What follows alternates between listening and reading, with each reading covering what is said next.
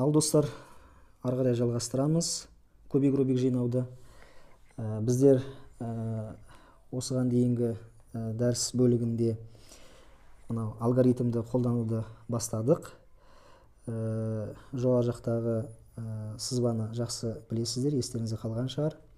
L дегеніміз сол жағы, R дегеніміз ол оң жағы, U дегеніміз ол үсті болса, A дегеніміз асты, O ол беті болып есептеледі. Жаңа ғана біз мынау солға жылжыту алгоритмін қолдана отырып, біз мына кубикті қызыл сарыны істедік, мына жоғары жақтан солға қарай жылжыттық.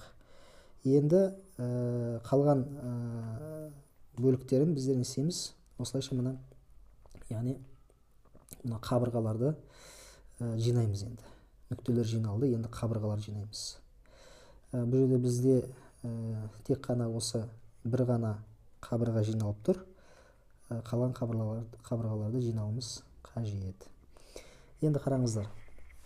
Мына жерде де байқап отырсаңыздар, сәбіз сары, қара.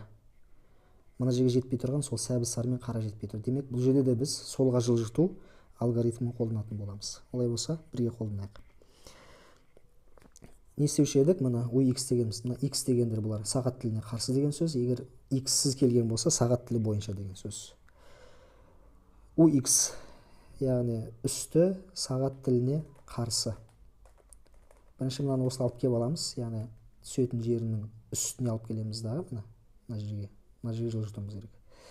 UX сағат тіліне қарсы үсті, солы сағат тіліне қарсы, U үсті сағат тілі бойынша, L жаны сағат тілі бойынша. Сол жағы сағат тілі бойынша. Жалғастырамыз. Үсті сағат тілі бойынша, беті сағат тілі бойынша, үсті сағат тіліне қарсы, теріс, беті сағат тілі бойынша. Міне, қара менен сәбіз сары өз орнына келді. Ары қарай жалғастырамыз. Міне, енді мына жерге келетінді табайық. Мынандай сары менен сәбіз сары қай жерде тұр? Міне, сары мен сәбіз сары келіп тұр екен міне. Олай болса, міне осыны енді не істейміз? Сол жаққа жылжытамыз. Солға жылжытатын боламыз. Ол үшін тағы да осы формуланы қайталаймыз. Мынаны өзінің орнына алып келеміз. Үстіне алып келеміз дағы. Енді ол мына жаққа жылжу керек. Сол жаққа қарай. Демек, солға жылжыту формуласын алгоритм пайдаланатын боламыз. Тағы да үсті теріс, солы теріс, үсті дұрыс, яғни сағат тілі бойынша, солы дұрыс. Үсті дұрыс, алды дұрыс, үсті теріс, алды теріс. Міне, келді, өз орнына келді. Қараймыз, мына біздер 1, 2, 3 қабырғаны жөндеппіз. Енді мына жерде қараңыздар, келесі біздер жөндейтініміз мынау қара мен қызыл екен мына. Енді осы жерде мен айта кетейін, қазір біз жасаған кезде бітеді. Осы жерде мен айта кетейін, мына келесі формула бар, бұл тіпті бірінші деп айтамыз. Оңға жылжыту формуласы, яғни айталық былай тұрған кезде, мысал үшін мынаны мына жерге жылжыту керек болады. Сол кезде мына формуланы пайдаланамыз. Түсінікті ғой? Жаңағы қарама қарсы формула, бұл оңға жылжыту. Ал енді біздің кубигіміз солай келді, енді барлығымыз солға жылжыттық.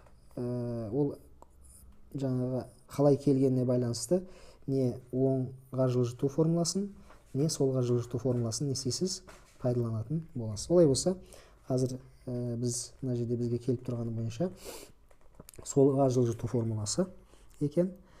Енді солға жылжыту формуласын пайдаланамыз. Қараны алып кеп аламыз өз алдына. Енді мынаны орындаймыз. Үсті теріс, солы теріс, үсті дұрыс, солы дұрыс. Мына жерге келдік. Енді ары қарай. Үсті дұрыс, алды дұрыс, үсті теріс, алды теріс. Мінекей қараңыздар, біздер екі қабатын жинаған болдық. Міне екі қабаты жиналды, жартысынан көп бөлігі жиналды. Енді ары қарай бір қабат қалып тұр. Міне осы жерде әзірге тоқтайық. Олай болса келесі дәрісімізді ары қарай жалғастыратын боламыз. Сау болыңыздар.